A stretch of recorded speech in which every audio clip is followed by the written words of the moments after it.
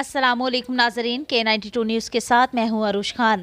پاک فوج کے ساتھ اظہار یکجہتی کے لیے عظیم النشان ریلی آل سٹی تاجر اتحاد ایسوسی ایشن نے جمعہ 11 نومبر 2022 پاک فوج کی حمایت میں ایک عظیم النشان ریلی کا انعقاد کیا۔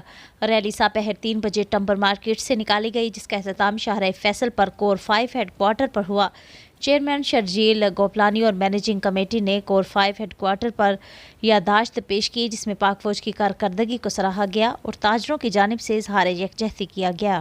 ریلی کی قیادت چیئرمین آل سٹی تاجر اتحاد ایسوسی ایشن شرجیل گوپلانی نے کی۔ جنرل سیکریٹری محمد احمد شمسی، سینئر وائس چیئرمین یعقوب والی، صدر زاہد امین، نائب صدر سید محمد سعید، جوائنٹ سیکریٹری زبیر علی خان، اسلم پرویز، ایوب چودھری، عثمان اتاری، عدنان ملک، الیاس مغل اور دیگر عہدیداران کے علاوہ بڑی تعداد میں تاجر رہنما تاجر ریلی میں شامل تھے۔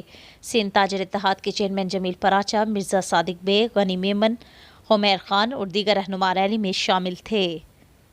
ٹمبر مارکیٹ کے سینئر نائب صدر صابر بنگش، محمد تقی اور دیگر عہدیداران ریلی میں شریک تھے۔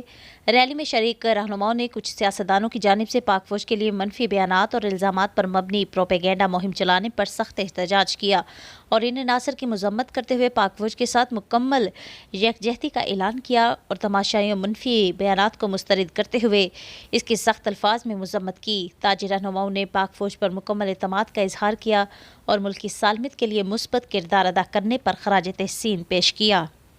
مزید خبروں اور اپڈیٹس کے لیے وزٹ کریں ہماری ویب سائٹ www.k92news.com۔